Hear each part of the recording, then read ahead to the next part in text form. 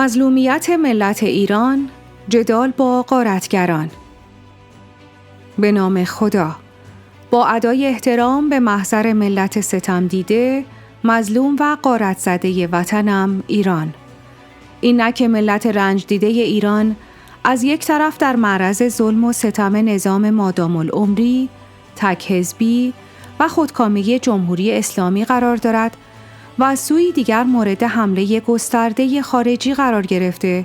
و هدف و آماج حملات قدرت طلبان خارجی واقع شده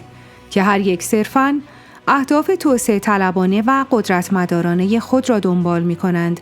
و جان انسانها برای آنها هیچ گونه ارزش و اهمیتی نداشته و حاضرند هزاران زن و کودک و افراد غیر نظامی جلوی چشمان آنها در خاک و خون بغلتند، ولی ذره‌ای از انحصار طلبی و قدرت طلبی خود دست بر ندارند و همچنان گذشته کماکان افکار متوهمانه مبتنی بر رویای سلطه‌جویی خود را کاملا درست و صحیح و اصل بدانند. در اینجا متاسفانه عوامل قدرت طلب دیگری نیز خود را آماده کردند تا پس از پایان این حملات و به ثمر رسیدن آن و ساقط شدن این نظام دیکتاتوری بار دیگر با حرکتی کودتا مانند مملکت را به سوی نظام مادام العمری و تک حزبی دیگری کشانیده و برای تاراج و چپاول جدیدی در اختیار بگیرند. در واقع عده‌ای که سودای حکومت و قدرت را در سر می‌پرورانند نیز به قیمت خون این ملت به دنبال کسب مجدد قدرت هستند تا بلکه با کمک نیروهای خارجی که در حال رساندن مردم به مرز آوارگی و قحطی و درماندگی هستند بتوانند باقی مانده توان مردم را هم از آنها گرفته و زمینه استیلای جدید خود را بر این ملت پیدا کنند و در نتیجه به تبعات جانبی چنین استیلایی که همانا غارت ثروت عظیم وطنمان ایران و برپایی حکومت مادام العمری تک حزبی دیگری است تا بهتر بتوانند به غارتگری‌های خود ادامه دهند.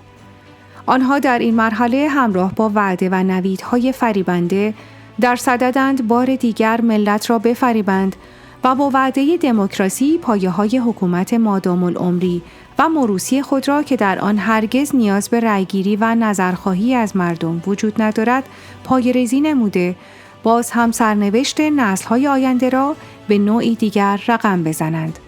به عبارتی دیگر جمهوری اسلامی به نحوی با دیکتاتوری خود حق نسل‌های آینده را از بین برد و اینها نیز به نوعی دیگر همین نیت را دارند، زیرا نظام‌های دیکتاتوری فقط با مادام العمری بودن می‌توانند جنون قدرت خود را ارضا کنند. در حقیقت همه آنها که نیت حکومت طولانی مدت را دارند همان دیکتاتورهایی هستند که ضمن تضییع نسل حاضر اصولاً حقی برای مردم و نسل آینده قائل نبوده و همه را محکوم به تحمل حکومتی موروثی می کنند که نسل آینده در آن به هیچ وجه حق انتخابی ندارد و باید آنها را تحمل کند. همان گونه که بعد از رهایی از نظام مادام العمری گذشته به چنگال نظام مادام العمری به ظاهر اسلامی کنونی افتادیم. همکنون نیز دامهای مشابه دیگری در سر راه این ملت قرار دارد. منتها این بار با کمک مستقیم نیروهای خارجی، یعنی یک تحمیل بسیار حساب شده به هموطنان عزیز و نجیبم. اما وضعیتی که پیش روی هموطنانم است می رود تا شرایط بسیار سختی را به این ملت بزرگوار تحمیل کند که در نتیجه آن همه مجبور به قبول هر شرایطی بشوند و تن به هر کس و ناکسی بدهند و هر نظام تحمیلی را بپذیرند. سیاستمداران طراح این جنگ و خونریزی ها به خوبی دریافتند که ملت فهیم ایران دیگر زیر بار یک حکومت مادام العمری تک حزبی که بارها آن را تجربه کرده است نخواهد رفت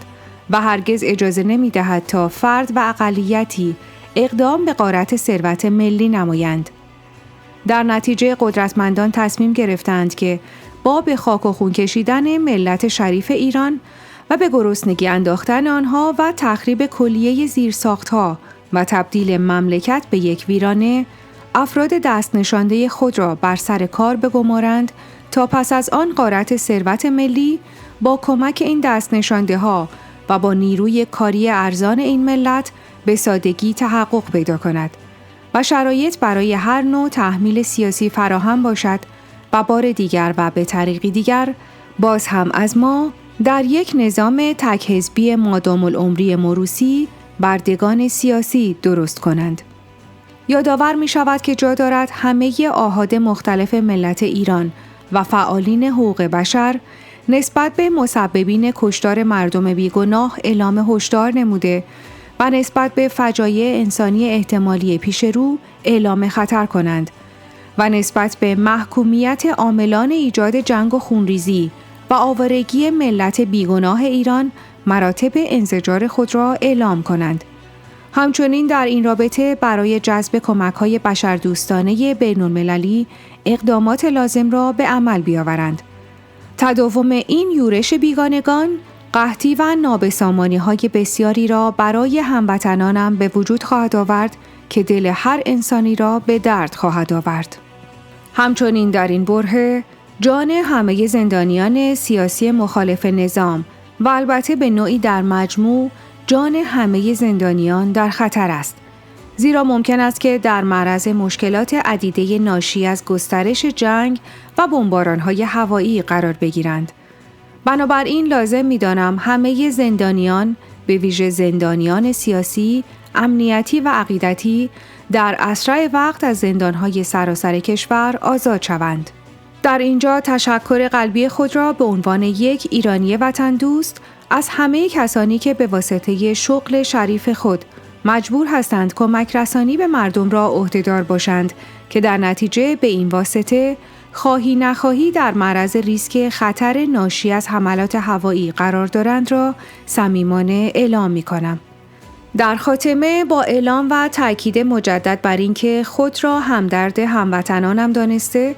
و ضمن اینکه آرزوی رهایی وطنم ایران عزیز را از چنگال دیکتاتورهای نظام بظاهر اسلامی دارم، ولی از صمیم قلب آرزویم این است که این کار مهم توسط ملت قهرمانمان به سرانجام برسد و در نهایت همین ملت هم اداره امور را در دست گرفته و خود حاکم بر سرنوشت خود باشد. این جانب لحظه به لحظه همدرد هموطنانم بوده و هستم و خواهم بود و لحظه ای آنها را رها نکرده و همواره در کنار مردم دردمند خود به ویژه در شرایط خطیر کنونی هستم و با همه توان کمک خواهم کرد تا با کنار رفتن حکومت مادام العمری اسلامی با ظاهر نظام جمهوری اسلامی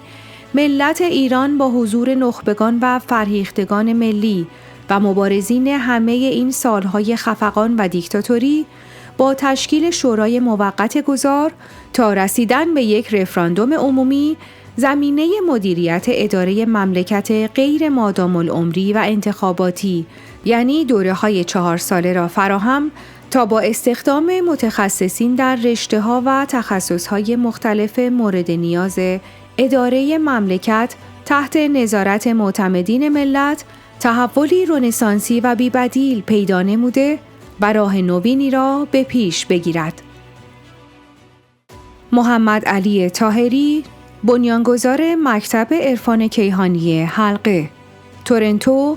17 ژوئن 2025 میلادی، مصادف با 27 خرداد ماه 1404 خورشیدی.